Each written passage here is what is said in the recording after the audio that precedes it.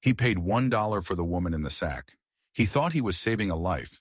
But out there on the unforgiving Texas plains of 1878, a life was the last thing you could buy for $1. He didn't know it yet, but he hadn't just bought a person. He had bought himself a war. The man's name was Elias Vance, and for 5 years, grief had been the only thing that shared his bed. His wife, Martha, was a ghost that lived in the floorboards of their small cabin, a whisper in the wind that howled across his lonely stretch of land. He was a man carved out of sorrow, all sharp edges and silent routines. He rose with the sun, mended fences, drew water, and tended his cattle, not out of hope, but out of the simple, grim need to keep breathing. His world was small, bordered by his property line and the grave on the hill. The town of Redemption was a place he avoided, a dusty collection of buildings choking a cattle trail, filled with hard men and harder whiskey. But on a blistering August afternoon, his flour ran out. A simple problem with a simple solution. Saddle the horse, ride to town, get the flour, and get out. He figured he'd be gone 3 hours tops. He was wrong. So terribly wrong. The town was buzzing, not with the usual lazy hum of commerce, but with a foul electric energy. A crowd was gathered between the general store and the saloon, a pack of vultures drawn to a fresh kill. Elias, taller than most, could see over their heads, and what he saw turned his stomach to ice. On the back of a freight wagon stood Garrett Shaw, a man with a reputation for being as cruel as he was wide.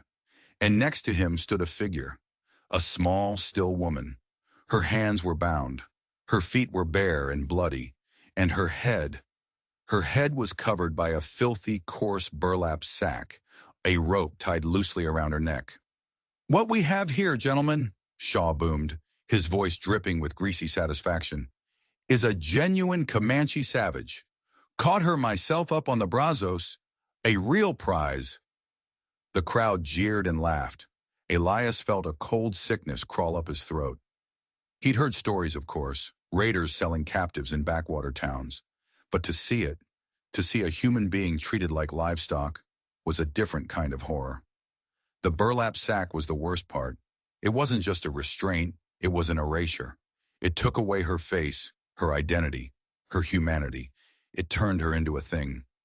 "She's broke, mostly," Shaw continued, yanking the rope. The woman stumbled but didn't fall.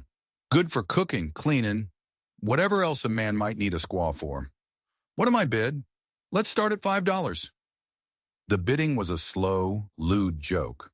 Men shouted numbers, not because they wanted to buy her, but because they wanted to be part of the show. Elias stood frozen, his hands clenched into fists. He saw the slight tremor in her bound hands, the only sign of the terror she must be feeling. He thought of Martha, of her fierce spirit. The thought was a hot poker in his soul. He should have turned away. He should have gotten his flour and ridden home. It wasn't his fight, but he couldn't move. The bidding sputtered out at $20. The men were getting bored. Shaw was getting angry. $20? Is that all this town can muster? Elias didn't know what possessed him. It wasn't courage. It was just a deep, stubborn refusal to let this ugliness stand. His voice, hoarse from years of disuse, cut through the crowd like a knife. $1. A dead silence fell over the square. Every man turned to stare at him. Garrett Shaw squinted, his little eyes narrowing into slits. "What was that, Vance?" "I said $1, Elias repeated, his voice stronger this time. It was the ultimate insult, a bid so low it made a mockery of the whole affair. Shaw's face turned the color of a fresh bruise. He opened his mouth to curse Elias, to tear him apart. But then a sly, malicious grin spread across his face. He understood. To sell her for a pittance to the town's silent, grieving hermit. That was a humiliation far greater than just letting her go. It was a joke they'd tell for years. $1 it is, Shaw roared with laughter. Sold! To the lonely farmer, Elias Vance. Come get your property, you fool. The crowd parted as Elias walked to the wagon, their whispers and snickers clinging to him, like beggars' lice. He ignored them. He pulled a single worn silver dollar from his pocket and tossed it onto the wagon bed. It landed with a soft clink that echoed in the sudden quiet. He didn't look at Shaw. He looked only at the woman. He took out his pocket knife, the blade glinting in the cruel sun, and sliced through the ropes binding her wrists. Then he gently lifted the other rope from around her neck. He gestured with his head toward his horse. Come.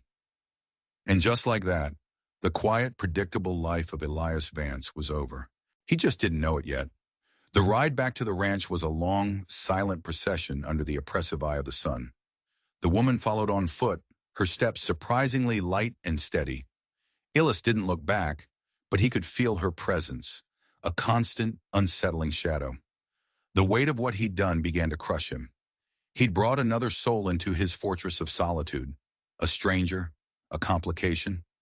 He'd bought a human being for the price of a bag of flour, and the shame of it burned hotter than the Texas sun.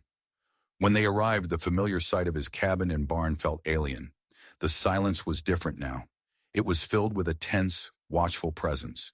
He dismounted, his movements stiff and awkward, and pointed toward the barn. You can stay in there, he said, the words feeling heavy and wrong in his mouth. There's a cot, a blanket. I'll bring you water and food. She gave no sign she'd heard him. She just stood by the porch, a still figure shrouded in that hideous sack. He went about his chores on autopilot, his mind a whirlwind of doubt and regret.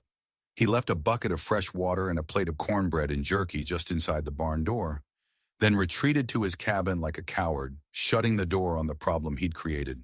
He sat at his small table, staring at the wood grain as the sun bled across the sky, plunging the world into shadow.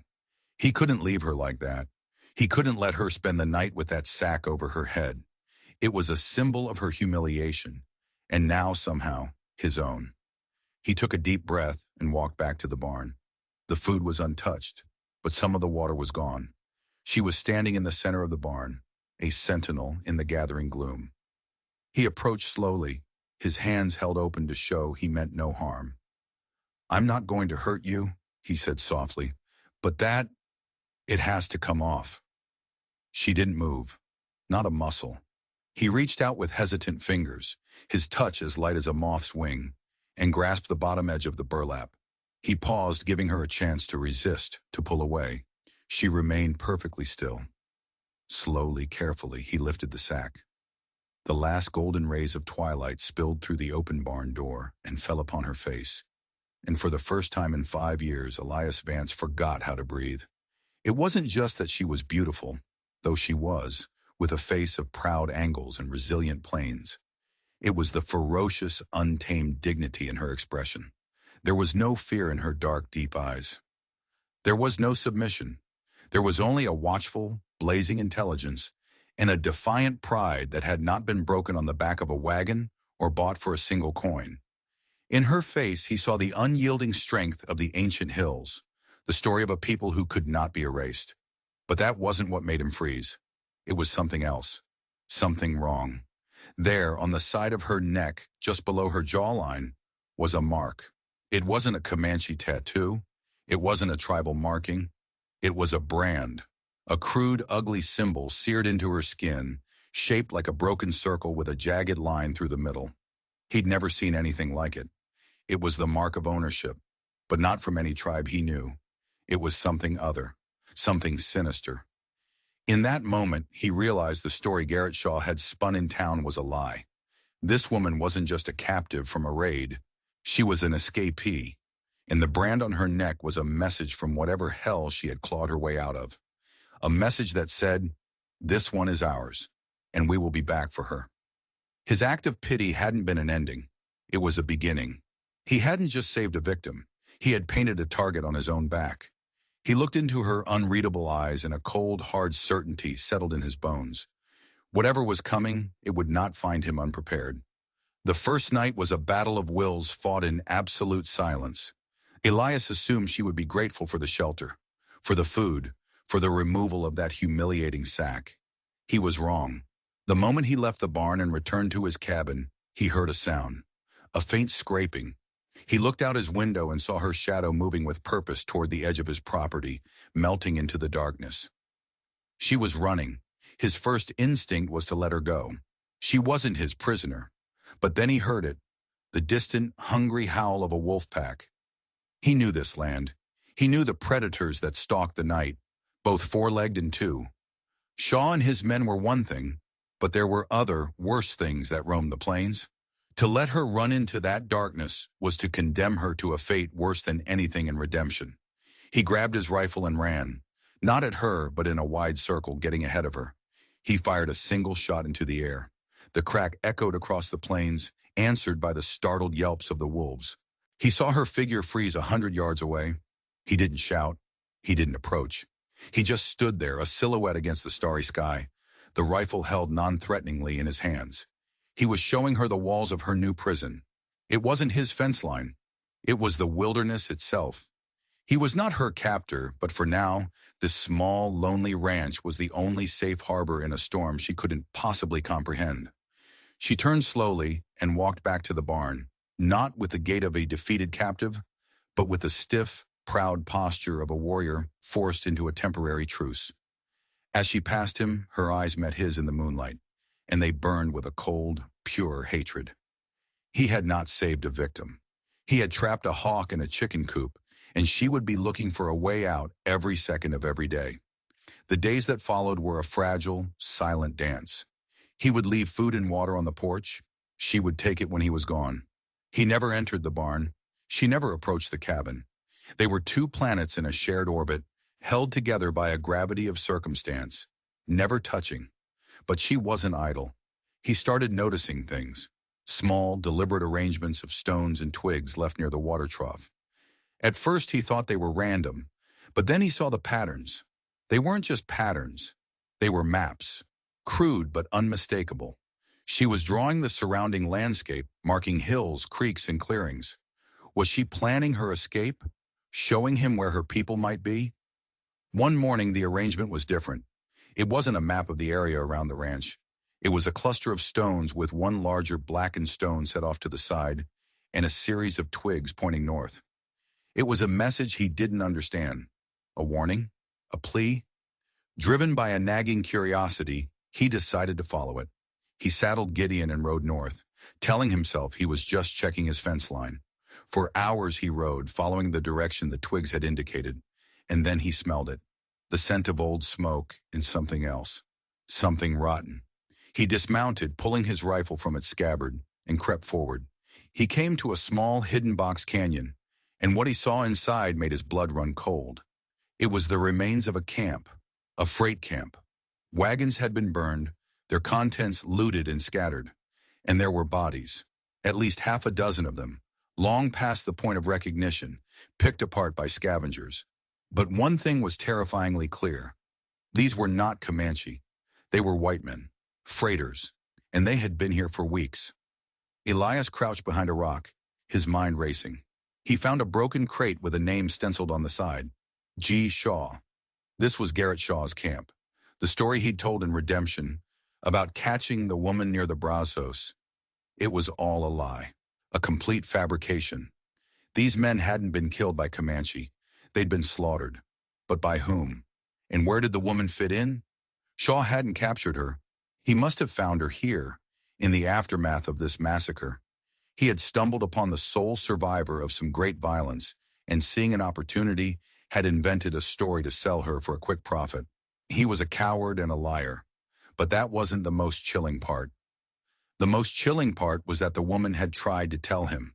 The stones, the map, it was a warning.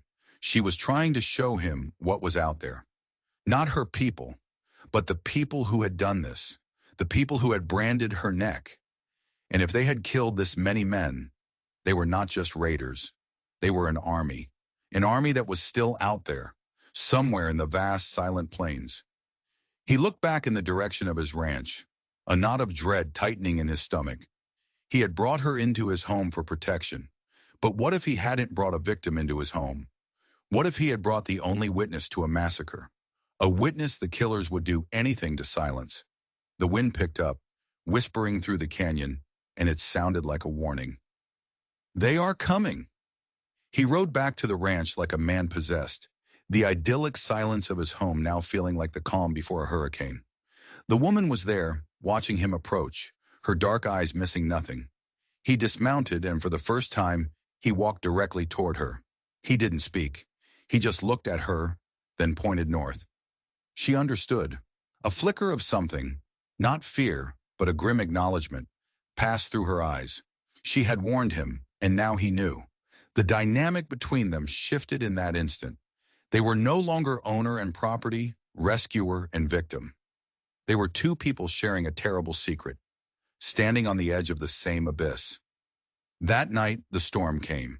It blew in from the north without warning, a churning wall of black clouds that swallowed the sun and turned the afternoon to midnight. The wind shrieked like a dying animal, tearing at the roof of the cabin. Rain fell in solid, blinding sheets, and hail hammered the earth like buckshot. Elias fought his way through the gale to secure the cattle, the wind trying to rip the barn gate from his hands. As he finally slammed the bar in place, he saw her. She was standing in the open doorway of the barn, staring out at the violent sky, unafraid. He shouted over the roar of the wind, "Get inside, it's not safe!" A tremendous crack of lightning split the sky, illuminating the world in a ghastly, strobing flash. And in that brief, brilliant moment, Elias saw it. Out past the fence line, maybe 200 yards away, was a figure, a person on horseback, sitting perfectly still, watching the ranch. A long cloak obscured their features, making them a specter in the storm. Another lightning flash. The figure was still there, motionless, watching. Before he could even process what he was seeing, a deafening clap of thunder shook the ground. The woman in the barn flinched, a tremor running through her body. The storm, the memory of what had happened. It was too much. For the first time, he saw a crack in her armor of defiance. Without a second thought, he ran from the corral, grabbed her arm and pulled her toward the cabin. He shoved her through the door and slammed it shut just as another lightning strike lit up the yard. He risked a glance through the window. The spot where the rider had been was empty. The figure was gone. Had he imagined it? Was it a trick of the light in the storm? Or were they being watched? He and the woman stood dripping in the near darkness of the cabin, the storm raging outside a deafening roar. He fumbled for a match and lit the lantern on the table, its warm glow pushing back the shadows. She was huddled near the door, her composure shattered, revealing a raw vulnerability. "It will pass," he said, his voice softer than he intended. She looked at him, her gaze no longer hostile, but questioning. The storm was a shared enemy, and in this small, besieged cabin, they were for a moment allies. An hour later, the storm blew itself out, leaving behind a world washed clean and glistening. The tension between them had changed. It wasn't gone, but it had transformed from a sharp wire of mistrust into something more complex, something uncertain. He began searching for a way to bridge the gap, to understand who she was. He started going through Martha's old things, boxes he hadn't touched in years. In a small chest, he found her books. One was a guide to the local flora and fauna. He flipped through the pages, his mind still on the rider in the storm, when he saw it, a pressed flower. And beside it, a drawing in Martha's hand of a delicate prairie bloom. Underneath, she had written a note. "Met a Comanche woman at the trading post today, a lovely soul named Whispering Willow. She was trading herbs. Showed me this flower. Her people call it Topsana. She said it means unyielding spirit, a fitting name for her. She wore a strange necklace, a piece of dark wood carved with a broken circle." Elias's hands began to shake. A broken circle, the same symbol branded on the woman's neck. He looked up from the book, his heart pounding in his chest. The woman was standing in the doorway watching him. He held up the book, pointing to the name. "Topsana?" he asked, the name feeling foreign on his tongue. For the first time, her expression softened. A slow, sad nod. That was her name. But the revelation was staggering. His wife, Martha, had met someone from Topsana's tribe. Years ago. There was a connection, a thread from his past reaching into this impossible present. How? Why? The questions were a logjam in his mind, but they would have to wait. Because as Topsana stepped further into the light of the lantern, he saw something else. Clutched in her hand was a small object she must have picked up outside. It was a spent rifle cartridge. But it wasn't his. It was a .50 caliber shell, far larger than anything he owned. It was the kind of round used for hunting buffalo, or for killing men from a great distance. The rider in the storm hadn't been a ghost. They had been a scout, and they had left a calling card. They knew she was here. The question was no longer if they were coming back. The question was when. That night, Elias was ripped from sleep by a strangled cry. His own.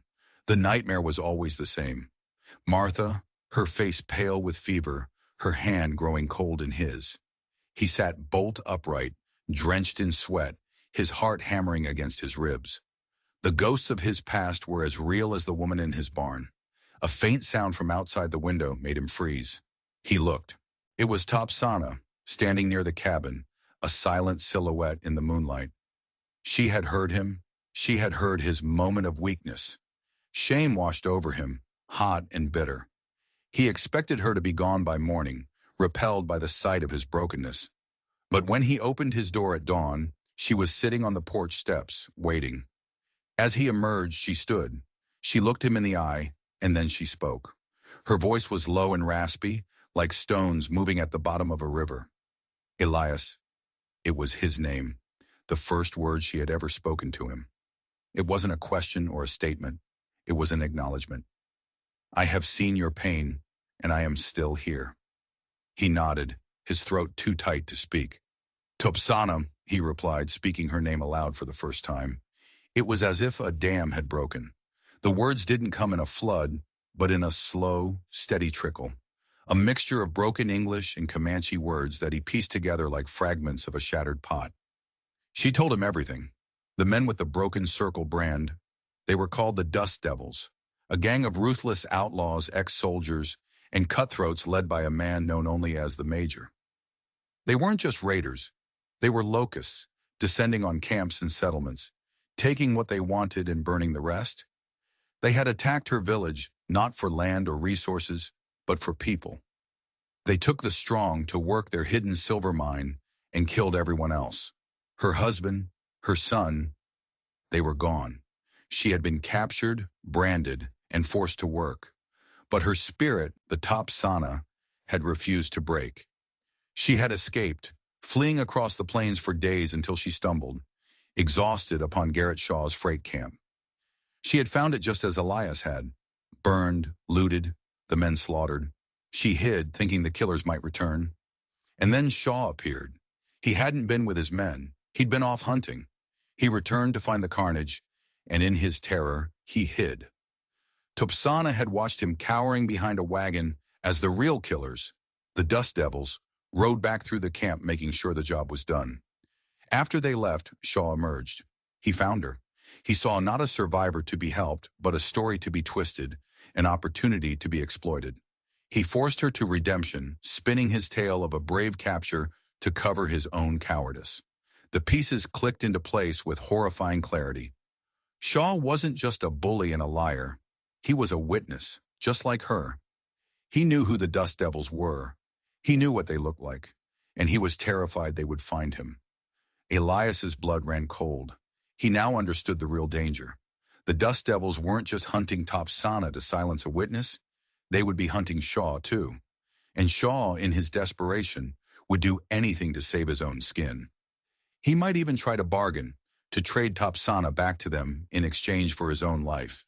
They were caught in a closing vice. On one side, a murderous gang of outlaws. On the other, a desperate coward who would sell them out in a heartbeat. The small sanctuary of the ranch had become a trap. He looked at Topsana, at the grief and fire in her eyes, and he shared his own story. He told her about Martha, about the life they had planned, about the hollow man he had become. Their shared sorrow became the foundation of a fragile trust, a bond forged between two survivors. They were no longer just a man and a woman. They were a garrison of two, and not a moment too soon. Because on the horizon, a dust cloud was rising. 4 riders, moving fast. Elias grabbed his rifle. Go inside the cabin, he told Topsana. Lock the door. She looked from his face to the approaching riders, and a grim understanding passed between them. She didn't hesitate. She slipped inside the cabin, and the heavy bar thudded into place.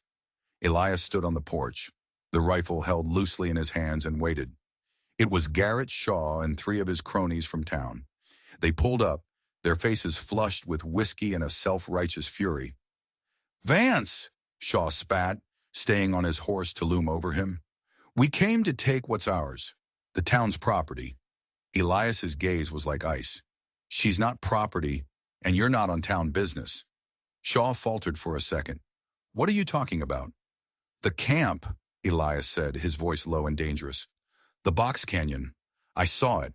I saw what they did to your men." Panic flashed in Shaw's eyes. Pure, undiluted terror.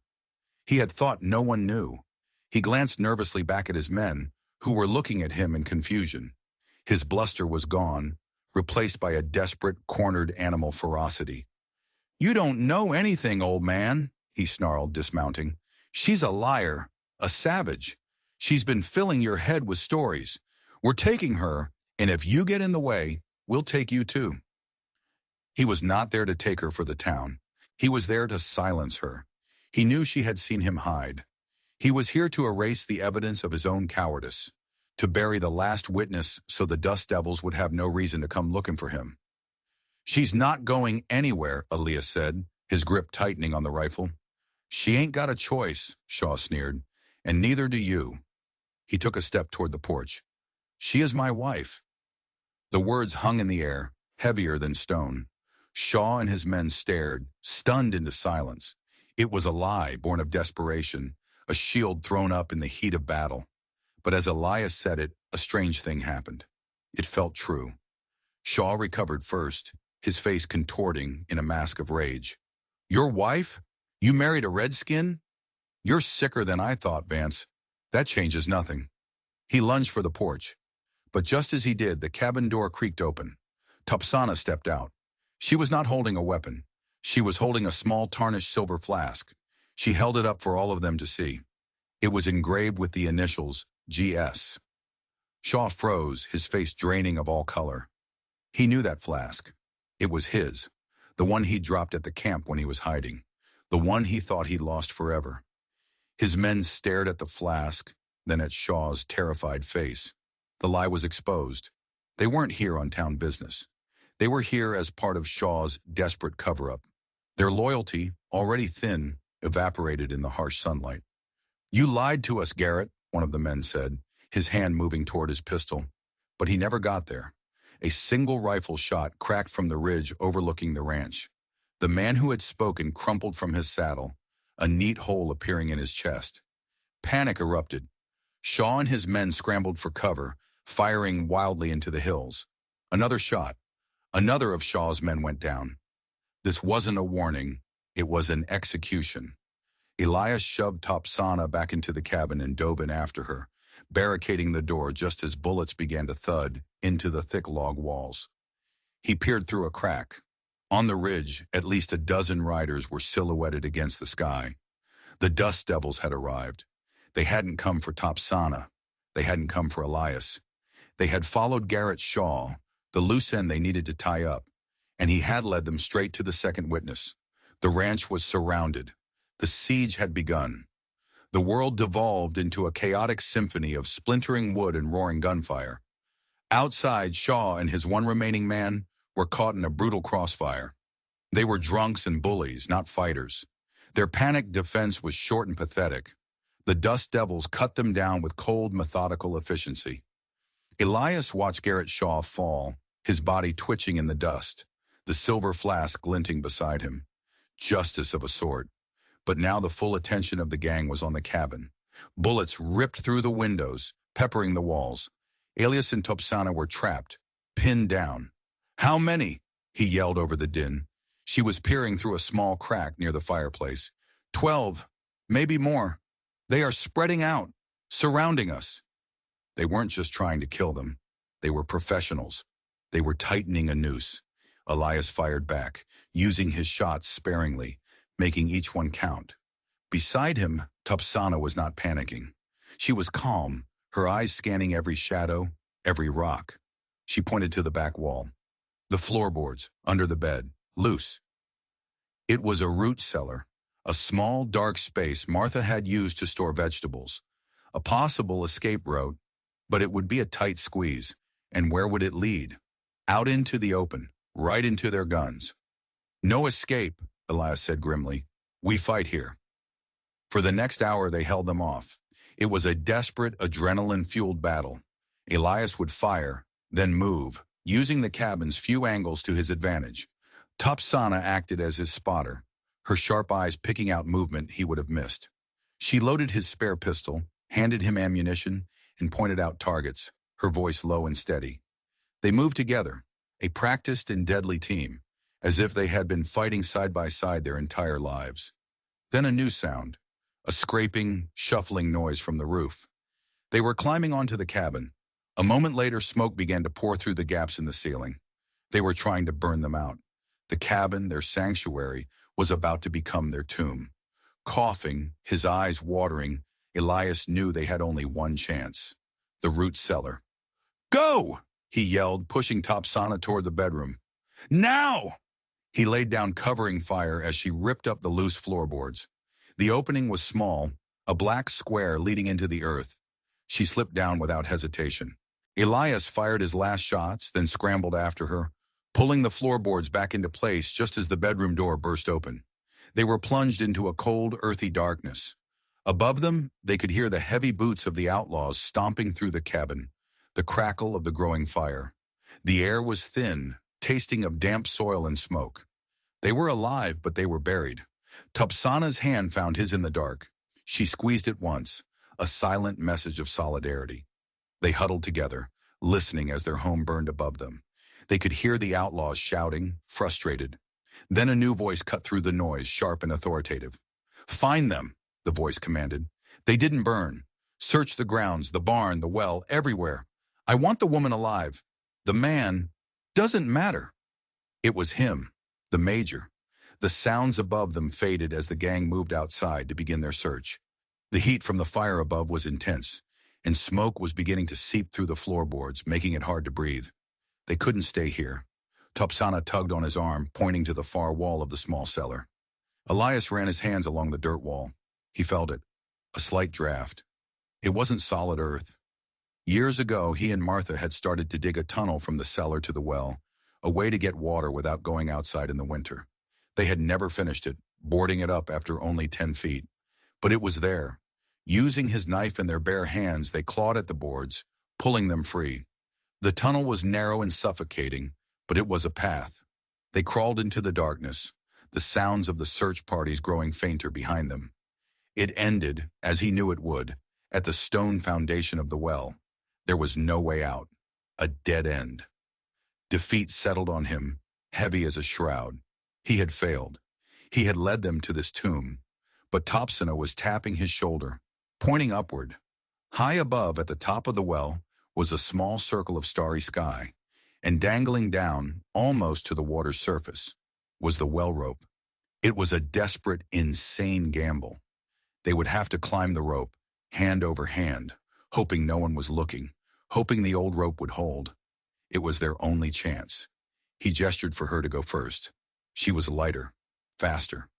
She took the rope, her small, strong hands finding purchase, and began to climb, disappearing into the darkness above. Elias waited, his heart in his throat. He counted to 100. Then he started his own ascent. His arms burned, his lungs screamed. The rope was slick with moss and water. He was halfway up when he heard voices. 2 of the outlaws were walking toward the well. Find anything? One asked. Nothing. It's like they vanished into thin air. The major ain't gonna be happy. Let's check the well. Might have jumped. Elias froze, dangling in the darkness. He could see their boots now, just a few feet from the edge of the well. A lantern was lit, and its light began to drop down toward him. He was out of time. There was nowhere to hide. Suddenly, from above, a single stone clattered down the side of the well, splashing into the water below. The men jumped. What was that? Probably just a rat. This place is picked clean. Let's check the corral. Their footsteps receded. Elias looked up. He could just make out Topsana's silhouette against the stars.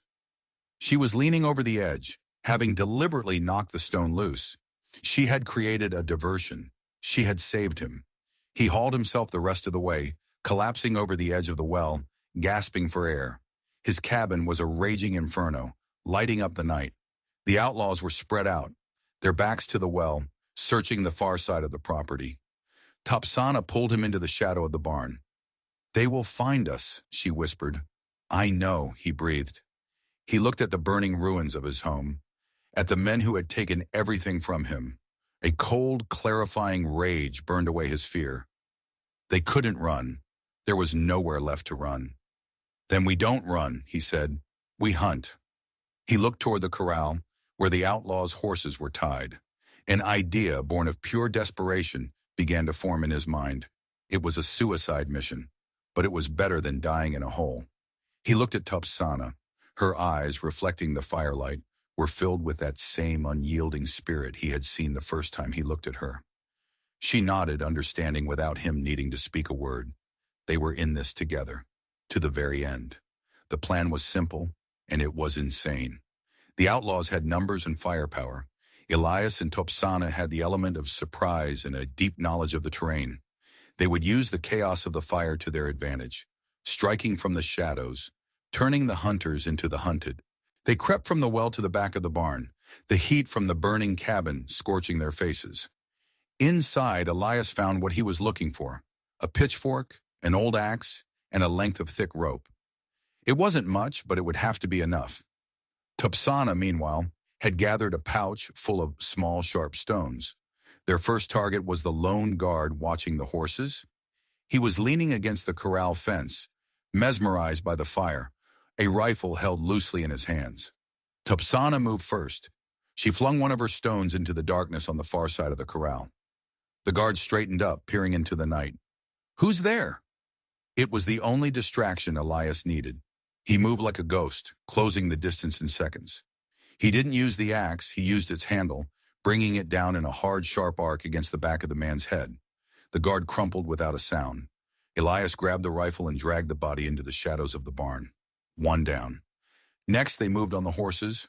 With his knife, Elias began to cut the saddle girths, not all the way through, but just enough so they would snap under any sudden strain.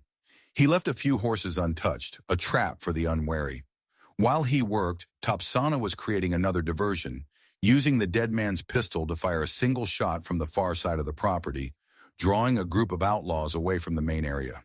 The shouts of the gang leader, the major, echoed across the yard. "Fools, it's a trick! Get back here! Search the barn!" Three men broke off and headed toward their position.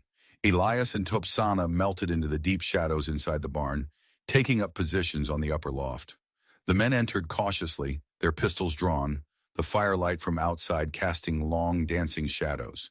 "Check the loft," one of them ordered. As the first man started up the ladder, Elias kicked it out from under him. The man crashed to the floor. Before the other two could react, Topsana dropped a heavy bale of hay from above, landing squarely on one of them, pinning him. The third man raised his pistol, but Elias was faster, leaping down from the loft. The pitchfork held like a spear. The man didn't stand a chance. In less than a minute, 3 more outlaws were down. The odds were evening. But the major was no fool. He knew he was being played with. "Enough!" he bellowed. "Burn it! Burn the barn down!" They didn't have much time. As the outlaws started throwing torches onto the barn's dry roof, Elias and Topsana slipped out the back. They now had more weapons, taken from the fallen men. They circled around, using the noise and confusion to their advantage. The major stood in the middle of the yard, directing his men, his frustration mounting. He was a large man, with a cruel, intelligent face, and on his right hand, Elias saw it, a thick, ugly scar that twisted across his knuckles. And in that instant, everything came crashing into focus. The scar. He had seen it before. Years ago, on the trail to redemption, when he and Martha were first arriving. They had been stopped by a gang of highwaymen. One of them, the leader, had reached into their wagon, grabbing for Martha. She had reacted instantly, grabbing the hot branding iron they used for their cattle from the fire and slamming it against his hand. Elias had fought them off, and the men had fled, but not before Martha had been thrown against the side of the wagon, striking her head. She had seemed fine, laughing it off with her usual resilience. But weeks later, the headaches started. The fever followed. The doctor in Redemption had called it a simple fever, a sickness of the plains. But it wasn't. It was a complication from that blow to the head. The man with the scarred hand. The man standing right there. The major. He was the one who had killed his wife. The grief and rage Elias had suppressed for 5 long years erupted in him. A white-hot furnace. This wasn't just about survival anymore. This wasn't about protecting Topsana. This was about vengeance. This was for Martha. He stepped out from the shadows, rifle in hand. "Major!" he roared, his voice filled with a raw power that made every man in the yard freeze. The major turned, his eyes narrowing as he saw Elias. "So the farmer has some fight in him after all." "I know you," Elias growled, his voice trembling with fury. "I'm the husband of the woman who gave you that scar." Recognition dawned in the major's eyes, followed by a cruel, dismissive smile. "Ah, yes, the fiery little thing. She had spirit. I admire that. A shame she had to die." That was it. The last thread of Elias's control snapped. He raised his rifle, but the major was too quick. He grabbed the nearest of his own men and used him as a human shield, shoving him into Elias's line of fire. Elias hesitated, and in that split second, the fight was on. The remaining outlaws opened fire. Elias dove for cover, bullets chewing up the ground where he'd been standing. He was pinned down, but he wasn't alone. From the roof of the shed, an arrow hissed through the night air, striking one of the gunmen in the throat. He gurgled and fell. Topsana had made a makeshift bow and arrows from the tools in the barn. She was a ghost in the darkness, a deadly archer picking them off one by one. The battle became a desperate, brutal affair. It was Elias and Topsana against the last of the Dust Devils. He fought with the fury of a man who had lost everything twice. She fought with the cunning of a warrior defending her last hope for a home. They were a whirlwind of righteous vengeance. Finally, only one man was left standing against them, the major. He had taken a bullet to the leg and was limping, but his eyes burned with a hateful fire. He and Elias faced each other in the hellish light of the burning buildings. Two men whose pasts had finally collided. They charged each other. It wasn't a gunfight anymore. It was a brawl. Vicious and primal. They crashed into each other, rolling in the dirt, trading blows. The major was bigger and stronger, but Elias was fueled by 5 years of pain and rage. He fought for the memory of Martha's laugh, for the dignity in Topsana's eyes, for the home that was now nothing but ash. The major got the upper hand, his scarred hand closing around Elias's throat, squeezing the life out of him. Elias's vision started to go dark, and then he saw her, Topsana, standing behind the major, the heavy axe in her hands. She swung it, not with the sharp edge, but like a club, connecting solidly with the back of the major's knee. His leg buckled with a sickening crack. He screamed, his grip loosening. That was the opening Elias needed. He twisted, grabbing a rock from the ground and bringing it down on the major's scarred hand, again and again, until the bones crunched. The major howled in agony, and Elias delivered the final blow, a punch born of pure grief and finality. The fight was over. Justice, at long last, had been served. He stood breathing heavily, covered in dirt and blood, and looked at Topsana. She stood tall amidst the flames and the carnage, her expression fierce and proud. They had won. Their home was destroyed, but they were alive, and they were free. In the silence that followed, broken only by the crackle of the fire, they didn't speak. They didn't need to. They had faced the darkness together and emerged into the dawn. The sun was beginning to rise, painting the smoke-filled sky in shades of bruised purple and hopeful orange. He had paid $1 for a woman in a sack, an act of unthinking compassion. In return, she had helped him reclaim his soul. The wind still whispered across the plains, but it no longer spoke of desolation. It sang a new song now, a song of two survivors who had found each other in the wilderness, and against all odds had built a fortress not of wood and stone, but of shared courage and unyielding spirit. Elias Vance paid $1 to save a stranger, and in the end, they saved each other.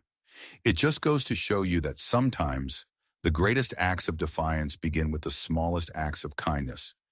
If you enjoyed this story of survival and justice, make sure you hit that subscribe button and turn on notifications. You never know what darkness we're going to uncover next, and you won't want to miss it.